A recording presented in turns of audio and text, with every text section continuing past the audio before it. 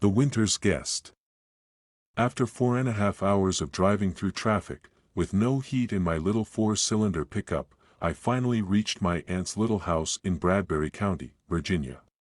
She was out of town for the week. She had 5 dogs and 6 cats, and somebody had to look out for them. She knew I had been in a bad spot lately, and we both agreed that a week away would do wonders for me. She didn't have cable or internet, there were no neighbors within 2 miles, and there was enough food for an army that I had always loved that house. When I was a kid I'd go there with my mom and my uncle and stay the weekend. We always ate well, fished, relaxed and took long walks where nobody spoke. We all just looked at the beautiful scenery in the mountains. Her house was nestled right in the valley, and trees grew up all around it, a beautiful tunnel of green in the spring and a multicolored Pollock painting in the fall. The headwaters of the James River flew by only a few hundred yards from the front door, and if the wind was right you could fall asleep listening to it rush past. That I didn't get there until after 11 at night. It took me another hour to feed all 11 animals and clean up all the fur that had been shed since the last time she had vacuumed, all of 20 hours before. Apparently 5 dogs and 6 cats can leave a constant mess, as I would discover when I would wake up covered in hair the next morning. There was an endless amount of cleaning to do, even though the house is only 5 rooms big, and 2 of those aren't used.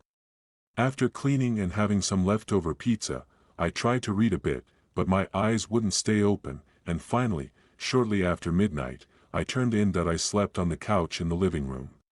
It's the softest, most relaxing couch I've ever sat on, and of all the times I had been there I only ever slept on that couch. It faced the massive window in the west side of the house. That window faced towards the only opening in the valley, and when you woke you could see the sun rising between the mountains. At night, unless the moon was full, it was pitch black outside the window. There are no streetlights or houses around for miles, and normally you couldn't see anything outside. Normally that I awoke at around 3 a.m. I couldn't tell exactly, I didn't have my glasses on and had taken my contacts out before I collapsed. I listened for what might have woken me, but heard nothing. I looked out towards the window and saw 2 pale lights, close together and very faint, but there. They resembled eyes, but small ones. I assumed it was one of the cats as I hadn't exactly taken a head count before I fell asleep, but there was a pet door in the kitchen, and anyone that was still out could easily come in. I looked at the eyes, if that's what they were, for a moment longer, and then drifted back to sleep. I didn't think of it again until the next night, and I slept uninterrupted the rest of the night. The little town my aunt lives in is called Kingsville. There are only about 75 people in the whole place and it's on the outskirts of the comparatively metropolitan Goshen, Virginia, which boasts almost 400. All 75 seemingly knew my aunt. I knew this somewhat, but I never guessed how close-knit of a community it was until the day after I got there that I woke up at 7 and began making coffee, wondering at the old-fashioned pot and boiler she used. There was a knock at the door, and the damned dogs started barking. I left the kitchen and as I headed to the front I heard a voice holler, "You dogs shut up in there. You know who this is, it's Marvin." The dogs did not shut up, indeed they seemed to turn it up even louder. That I didn't know who Marvin was, but I assumed if he was on a first-name basis with the animals he couldn't be all that bad. I reached the door and opened it, kicking heavy masses of yelping fur out of the way. On the porch stood a grizzled old guy, with long gray hair and beard, so long it was impossible to tell where one started and the other began. He wore a flannel shirt and patched jeans and looked like a lumberjack out of a children's book. He carried a styrofoam cooler in his right hand. "You Paul," he yelled at me. Judging by his volume, I guessed he was a bit deaf. "Yeah. Marie's nephew, you guessed it. I reckon she told you I'd be here." "That she did, that she did. I'm Marvin." "So I gathered. I live just over the hill on the other side, maybe 2.5 miles towards town." I still couldn't get over that. Where I lived, if you walked 2.5 miles you'd see an endless progression of houses, all looking like cutouts from a magazine. Here, Tramp nearly 3 miles and, hey. You finally see that neighbor's house where you borrow a couple of eggs, on account of your own chickens are being horribly inconsiderate of your breakfast. What can I do for you, Marvin? I asked as he handed me the cooler. Take these. Just some leftover venison I cooked up for you. Your aunt always loves my deer steaks. I took it and thanked him. I'm obliged, but why not eat it yourself? What makes me special, you're Marie's family and we look after our own here. He stopped and looked up at the sky. I put the cooler down and was prepared to offer the old guy some coffee when he started talking again. Should be a bad one tonight. I was confused. Excuse me, the storm. She'll be a bad one tonight. Make sure you look out after dark, it can get rough out here.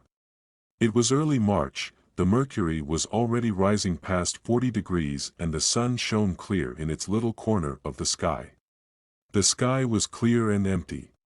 I had liked it when I first woke up, it was clear and a pale blue that reminded me of toothpaste. That seemed fitting. A clean sky. What makes you think it'll storm tonight, Marvin? I asked. Just a feeling. When you get as old as these bones you start trusting your hunch a little better. You mind what I say now, so's I can tell your aunt I did right by you. I got it. Watch out. Maybe I'll bring in some extra firewood. You do that, sure, but that's not all. You don't know what might come out in a big snowstorm. He turned and headed back to his truck. What might come out, hey? I called after him, but he got in and drove away. That I shook off the odd remark and finished the coffee. It was good, stronger and clearer out of the pot than the instant one I had at home. And Marvin had been right, the deer was delicious. I cut it up and ate with some fruit, and it was a great, if weird, breakfast. That I sat on the porch most of the day, wrapped in a jacket but enjoying the feel of the sun on my face and the crisp breeze. Everywhere I looked around the property was another memory. The picnic table where 8 of us at a time crowded around for dinner. The huge field of long grass that was cut only 2 or 3 times a year, on an old riding mower that didn't so much mow the grass as knock it down and trample it.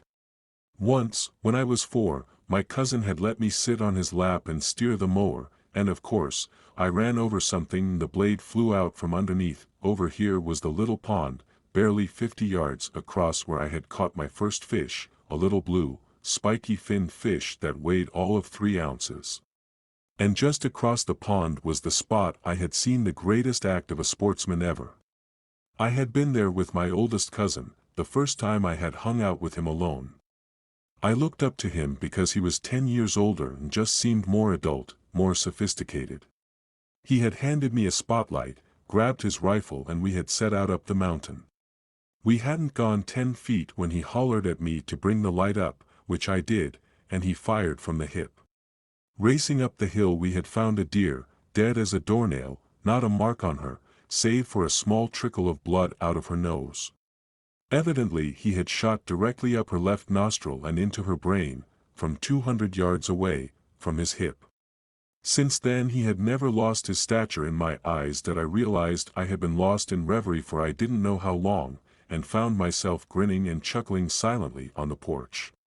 The nostalgia was mixed with a tinge of sadness, for the loss of my youth, and the horrible mass of problems I dealt with now as a 20-year-old. It seemed so simple, to leave the ghosts of my worries and the hated city behind and just stay here, reliving a better time whenever I chose. That was as agreeable a day as I had ever had. As the sun brightened, the blue of the sky deepened and the thermometer climbed slowly up to, and then past 50 degrees, I stayed on the porch. Sometimes I read, but more often I just listened to the early songbirds and the rush of the creek. More people came to check on me. They usually brought something along, and would not even take coffee as pay. There were fresh rolls and canned apple butter, more deer, and even a small jug of apple moonshine, which I was delighted to receive from the toothless old geezer who lived even further out of town than my aunt did. But every one of them mentioned a storm, and they looked at me sadly as they spoke. I couldn't understand.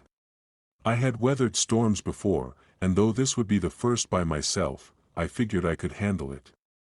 I did, however, remember to bring in the extra firewood. The sky began to darken after 4, and the temperature dropped hurriedly.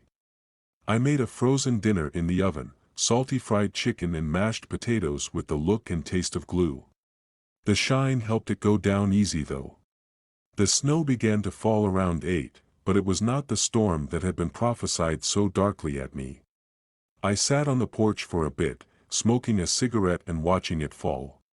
It slowly covered the trees and the ground, leaving a fresh, white sheet of paper behind.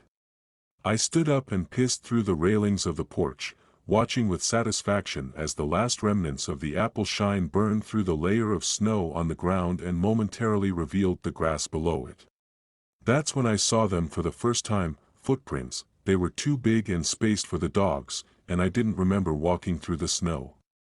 They also seemed too small for me or any adult I knew anyway. I knew enough animals walked through the yard, both wild and tame, but it was too succinct a pattern for anything but a person's tread. I listened for a moment, but heard nothing, and the steps seemed to be moving toward the other side of the house. I slipped on my boots and checked, but there was nothing there. The tracks ended on the far side of the house, and I figured I must have stepped out to pee earlier and forgot about it. That I went inside and fed the fire some more, then had another drink. I turned on the TV to catch the college basketball highlights, but left it low enough that I could doze if chose to. I had left my contacts in to watch TV this time, and I turned and looked out the big window. I was hoping to catch a glimpse of those pale lights again, but this night the window was frosted over. Whatever cat had been left out last night wouldn't be noticed tonight. Besides, they had the pet door at the back. That I dozed around 9, and I finally woke up close to midnight by a pounding on the front door. The television was still going on, ESPN SportsCenter repeating until 6 in the morning. It was very dark, save for the light from the TV. I drowsily shook my head and looked around, silently cursing myself for falling asleep in my contacts. The pounding began again. I couldn't believe anyone would be out this late, in this weather, but I had realized that the people that lived here were different than the ones I knew. It must be another neighbor, checking to make sure I was all right. It wasn't. When I opened the door, there was a boy on the porch. He looked to be about 13 and very skinny. He had a coat on, but no hat or gloves. His skin on his face and hands was very dark, but his hair was very pale, almost white in the moonlight. He did not seem to have any snow on him, and indeed I realized that the snow must have stopped while I was asleep. He didn't look up at me, only down at the porch, and he didn't speak. "Who are you?" I asked. "May I come in?" was his only answer. For a second my better judgment almost got the best of me and I nearly brought him in, not wanting to leave a child out in the cold. But then my city instincts kicked in and started asking questions. I realized I had no idea who this boy was, or if he knew my aunt. I knew people were fiercely private up here, and though I was welcomed because of my aunt, I was still an outsider. I didn't want to get involved in any problems with anyone here, and I certainly didn't want to bring trouble down on either myself or my aunt. "First tell me who you are. Please, let me in." He still had not looked up. "What are you doing in the cold, man?" "Looking for a place to stay." I looked at him, and then looked down. One palm was open and facing me, as though he wanted me to slap him 5, the other hand was resting palm down on his pants. They were both covered in cuts. I reached for him and touched his shoulder, but there was a heat coming off him. It was so strong I felt that my hand was burned. I stepped back and looked at it, convinced he was burning up with a fever. "What the hell?" I said. That he still did not move. "You must let me in," he said. "What? No, man, who are you? Are you sick? What on earth are you doing out here?" I was stammering, and I realized I was scared, though I didn't know why. "What are you doing here?" "I am here for you." "For me? No, you got the wrong guy. I don't know anybody here, man. You need to get home before it snows again." "I am home, now let me in," he yelled and finally looked up. I froze in terror. His face was horribly scarred and mutilated, the lips twisted in a crooked snarl, like a dog if you reached for his food bowl. In the middle of his face, too low for a normal person, only right above his nose, were his eyes. They were the eyes that had looked in at me through the window the night before. They were the palest blue I had ever seen, the pale blue of the sky that earlier I had thought was so pretty and now seemed horrible, deformed. He raised his hideous, scarred hands and bared his snarling teeth at me, screaming again to be let in. But I couldn't stop looking at his eyes. They were empty. The colors that on most people reveal a depth and intelligence here only ended, and I realized there was nothing there, no soul or spirit, only the hunger of an animal. He reached for my throat and his screams changed from a plea to be let into a simple, high-pitched wailing, like a terrible wind. Behind me I heard a dog stir and begin to whine, and then the rest followed. Hearing the dog's cry, I finally snapped to myself and slammed the door and locked it, panting heavily and sobbing in my own throat. He pounded on the door again, but harder this time, so hard. It shook the whole house, and the fire, already dwindling, died, leaving me with only the dim light of the TV. I raced to the back to lock the back door, and the horrible howling, the scream that sounded so much like a bad wind seemed to enter the house and follow me. It got louder and louder, and I realized I was screaming myself.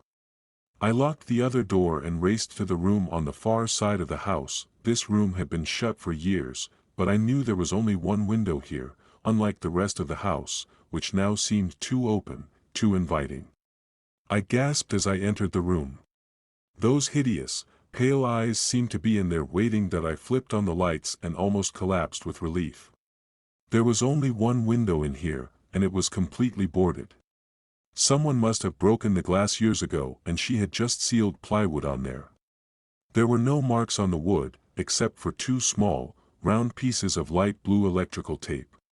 The tape must have caught the light of the TV and reflected it. I slammed the bedroom door. Once it was shut, the piercing howl of the scream lessened, though it by no means died out. The pounding of the door and the shaking of the house continued.